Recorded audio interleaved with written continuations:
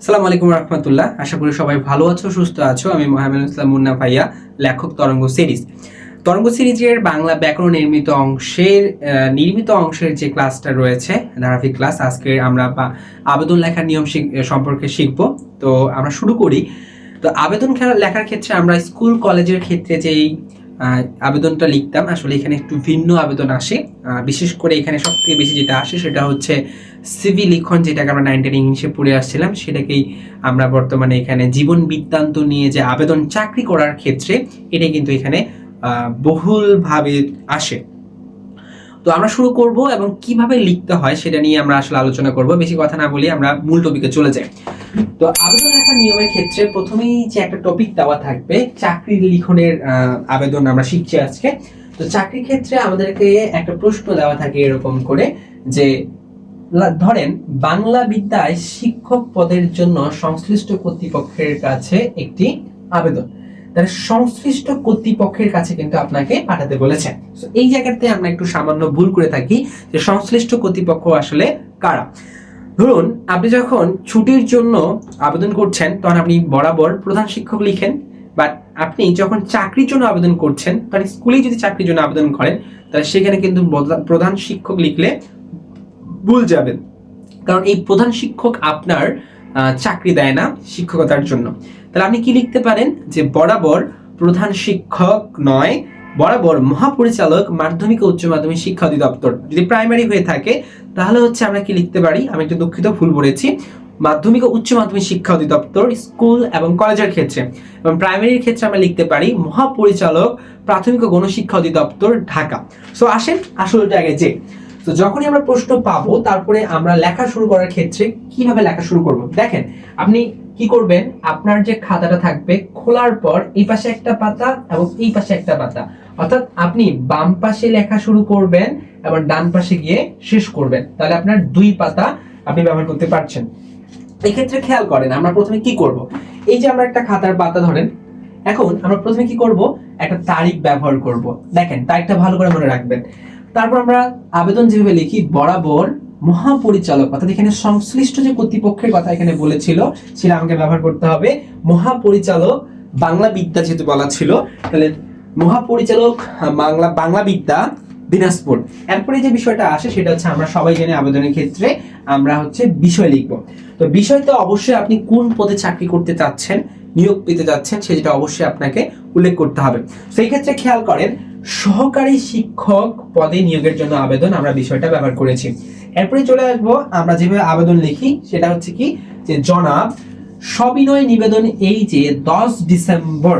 দেখেন তারিখের ক্ষেত্রে একটা জিনিস খেয়াল করেন, আমি আবেদন লিখেছি 14 ডিসেম্বর আর এখানে তারিখ লিখেছি কি 10 ডিসেম্বর। অর্থাৎ আপনি যেদিন জানতে পেরেছেন, আপনি কিন্তু এখানে লিখছেন যে আপনি কোন তারিখে কিসের মাধ্যমে জানতে পেরেছেন। তো অবশ্যই যে তারিখে আবেদন লিখছেন তার থেকে 1, 2, 3, 4 দিন, 10 দিন, 15 দিন, 20 দিন আগের তারিখ দিবেন, এতে করে আপনার আবেদনটা সঠিক থাকবে। তো এখানে আমরা অনেক ভুল করে থাকি, এই ভুলটা করা যাবে না। এবং এরপরে যেটা আমরা ব্যবহার করব সেটা হচ্ছে আমরা একটা সোর্স ব্যবহার করব, অর্থাৎ একটি পত্রিকার নাম বা সোর্সের নাম লিখতে হবে যে আপনি কিসের মাধ্যমে জানতে পেরেছেন। তাহলে আমি এখানে ব্যবহার করেছি দৈনিক ইত্তেফাক, আপনি দৈনিক প্রথম আলো, বাংলাদেশ প্রতিদিন, মানব কণ্ঠ, যে কোনো পত্রিকার নাম ব্যবহার করতে পারেন, বা টিভি টেলিভিশনের নাম ব্যবহার করতে পারেন, অথবা ফেসবুক পেজের মাধ্যমে জেনে থাকেন তাহলে লিখতে পারেন যে অমুক তারিখে সামাজিক যোগাযোগ মাধ্যম ফেসবুক পেজের মাধ্যমে জানতে পেরেছি বা প্রোফাইলের মাধ্যমে জানতে পেরেছি, উল্লেখ করতে হবে। তাহলে সোর্স দেওয়ার পরে আমরা চলে যাব স্বাভাবিকভাবে যেভাবে আমরা লিখি, স্বাভাবিকভাবে পত্রিকায় প্রকাশিত বিজ্ঞপ্তির মাধ্যমে জানতে পারলাম যে বাংলা বিদ্যায় সহকারী শিক্ষক পদে কিছু সংখ্যক শিক্ষক নিয়োগ করা হবে। আমি উক্ত পদের একজন প্রার্থী হিসেবে আপনার সদয় বিবেচনা জন্য নিচে আমার জীবন বৃত্তান্ত তুলে ধরলাম। তো এরপরে যে আমরা কাজটা করি যে 9-10 এর যেমন আমরা ইংলিশের ক্ষেত্রে লিখতাম, এখানে যে সিভি বা জীবন বৃত্তান্ত এগুলো আসলে কিছুই দরকার নেই, যেহেতু আমি বলছি নিচে তুলে ধরলাম, আমি একটু হালকা এক আঙুলের মধ্যে স্পেস দিয়ে, আমরা স্পেস ব্যবহার করিনি সময়ের স্বল্পতা বা জায়গা স্বল্পতার কারণে, স্পেস দিবেন। দেওয়ার পর আমরা কি করব, আমরা লিখব নাম, পিতার নাম, মাতার নাম, বর্তমান ঠিকানা, স্ত্রীর ঠিকানা, জন্ম, জাতীয়তা, ধর্ম। এখন এক্ষেত্রে আপনি আগে এই যে ইনফরমেশন গুলো আছে আগে লিখে নেবেন। নেওয়ার পরে আপনার সব থেকে বড় যে লাইনটা আসবে, যেমন বর্তমান ঠিকানাটা আমার এখানে কম্পিউটারে এসেছে, লেখার ক্ষেত্রে হয়তো এইটাই বড় আসতে পারে, আপনি এইটাকে ধরে আপনি এই যে ক্লোনগুলো ব্যবহার করবেন, স্কেল বসে সোজা করে ব্যবহার করবেন। এই যে দেখেন আমার সোজা করে আমরা কম্পিউটার ব্যবহার করেছি। এরপরে আপনি সব এগুলো সত্যি সত্যি দিতে পারেন বা মিথ্যে মিথ্যায় দিতে পারেন, যেমন আমি এখানে আমার নাম ছাড়া সবকিছু মিথ্যা ব্যবহার করেছি।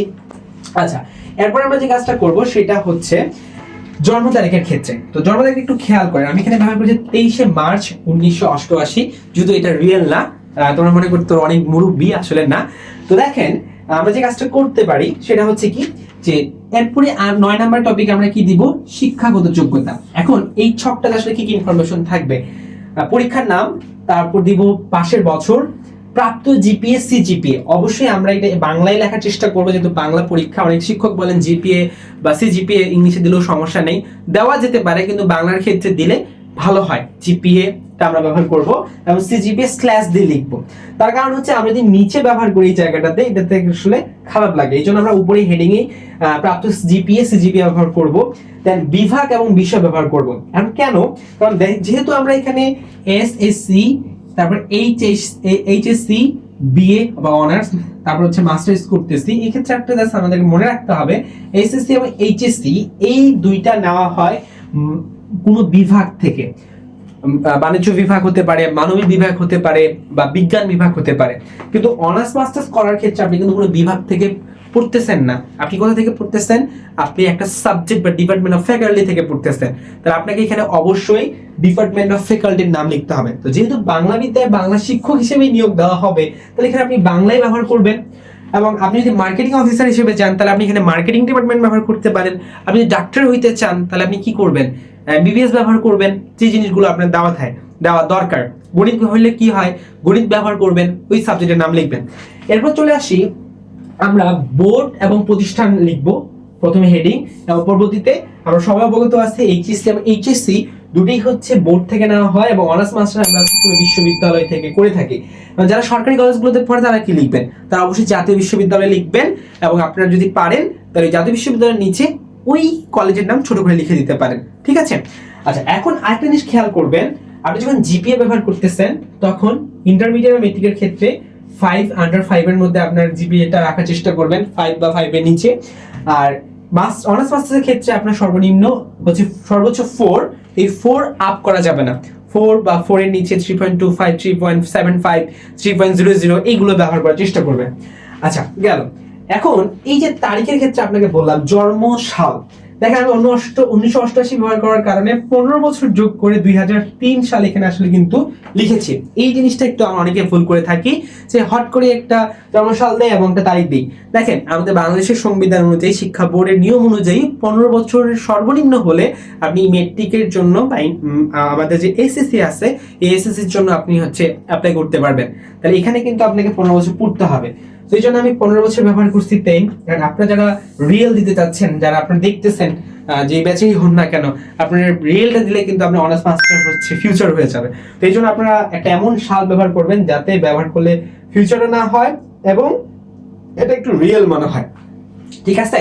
তো এসএসসি এর পরে এইচএসসি যেটা আছে, এটা হচ্ছে আমাদের 4 বছর, দুঃখিত 2 বছর ব্যবহার করবো। আমি 3 থেকে 5 ব্যবহার করছি। এরপরে হচ্ছে অনার্স করতে 4 বছর লাগে, আমি 5, 4, 9 ব্যবহার করছি। এবং মাস্টার্স করার ক্ষেত্রে আপনাকে অবশ্যই 1 বছর বা 2 বছর ব্যবহার করতে হবে। এরপরে আমরা কি ব্যবহার করব, এরপরে আমরা অভিজ্ঞতা দিব। অভিজ্ঞতার ক্ষেত্রে আপনি যদি শিক্ষক হন, তাহলে একটা স্কুল, বেসরকারি স্কুলের কথা বলবেন, বা যেকোনো একটা স্কুলের কথা উল্লেখ করে বলবেন একটা তারিখ দিয়ে বা একটা সাল দিয়ে, যে আমি এত থেকে এত সাল পর্যন্ত বা এত সাল থেকে কর্মরত আছি। বা মার্কেটিং অফিসার হলে আপনি একটা সুপার শপ বা একটা কোম্পানির নাম লিখবেন, অথবা আপনি যদি নাও হন আপনি সেটাই লিখতে পারেন। এরপরে আসলে আমরা রেফারেন্স এগুলো দিতে চাইলে আপনি দিতে পারেন, যদি আপনার জায়গা থাকে, তাহলে এই পর্যন্ত দিলেই কিন্তু হয়ে যায়। আচ্ছা, এরপর একটা জিনিস খেয়াল করেন, আমরা কি করব, আমরা শেষ করার পর এই যে লাস্ট একটা লাইন লিখেছি, অতএব উপযুক্ত তথ্যাবলীর ভিত্তিতে অনুগ্রহপূর্বক আমাকে উক্ত পদে নিয়োগের জন্য বিবেচনা করলে কৃতজ্ঞ থাকবো। সো কৃতজ্ঞ থাকার কথাটা বলেছে, এটা আমাদের একটু মনে রাখতে হবে। এবং নিবেদক দিয়ে তোমার নাম বা আমার নাম, নিবেদক বা নিবেদিকা লিখে আমরা শেষ করব। আচ্ছা, এখন একটা জিনিস খেয়াল করো, একটা পার্থক্য আছে। আমরা 9 10 যখন সিভি লিখতাম তখন কিন্তু, বা জীবন বিদ্যাতে লিখতাম, এখানে আমরা কি করতাম, আমরা হচ্ছে ছবি আর্ট করতাম। তো এখানে আসলে ফটো বা ছবি দেওয়ার দরকার নেই। তোমরা এইখানে একটা সংযুক্তি বার করতে পারো শেষের দিকে, সেটা হচ্ছে 3টা 4টা সংযুক্তি হবে। 1 নাম্বার হচ্ছে 2 কপি পাসপোর্ট সাইজের ছবি, মানে খামের ভিতরে সংযুক্তি করছো তুমি, তাহলে এখানে কি আমার দেওয়া দরকার আছে? কোনো দরকার নেই। দেন আমরা কি করব, 2 নাম্বারে সকল প্রকার সনদের অনুলিপি ব্যবহার করেছি, কারণ মূল সার্টিফিকেট তো আমরা দেই না। দেন আমরা অভিজ্ঞতা সনদের অনুলিপি, জাতীয় পরিচয় পত্রের অনুলিপি আমরা ব্যবহার করব।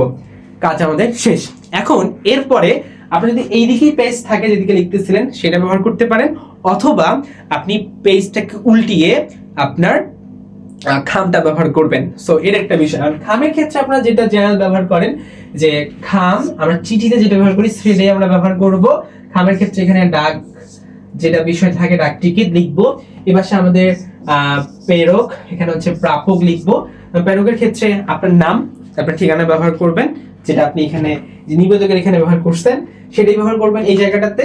এবং এইখানে প্রাপকের ক্ষেত্রে অবশ্যই মনে রাখতে হবে এখানে কোনো ব্যক্তির নাম উল্লেখ করা যাবে না, যাবে না এবং যাবে না। তার আপনি কি ব্যবহার করবেন, এই যে আপনি সংশ্লিষ্ট কর্তৃপক্ষ লিখেছেন মহাপরিচালক বাংলা বিদ্যা, বা আপনি যেটা বাস্তবে লিখবেন সেটাই এখানে লিখবেন, যে প্রাপক মহাপরিচালক বাংলা বিদ্যা দিনাজপুর।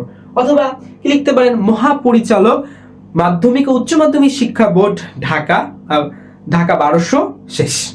এই হচ্ছে কাজ। তো আজকে এই পর্যন্তই আমরা আবেদন লেখার সিভি লেখার নিয়ম শিখলাম। পরবর্তীতে নতুন টপিকে দেখা হচ্ছে। সে পর্যন্ত ভালো থাকো, সুস্থ থাকো। এবং যারা তোমরা এখনো তরঙ্গ বই সিরিজের তরঙ্গ বাংলা ব্যাকরণ বইটা ক্রয় করনি, তারা অবশ্যই আমাদের স্ক্রিনে দেওয়া নাম্বারটিতে যোগাযোগ করতে পারো, অথবা আমাদের যে ক্যাপশনে বা ডিসক্রিপশনে আমাদের লিঙ্ক দেওয়া আছে, এখানে গিয়েও আপনারা বইটা অর্ডার করতে পারেন। এবং এই বইটা তোমার কাছে থাকলে বা আপনার কাছে থাকলে অবশ্যই কোনো শিক্ষকের প্রয়োজন হবে না। আমি আছি আপনাদের বইয়ের পাতায়, স্ক্যান করলে আমাকে দেখতে পাবেন যে কোনো টপিক যে কোনো সময় 365 দিন 24 ঘন্টা। সো ভালো থাকবেন, সুস্থ থাকবেন, দেখা হচ্ছে নতুন কোনো টপিক নিয়ে। আসসালামু আলাইকুম।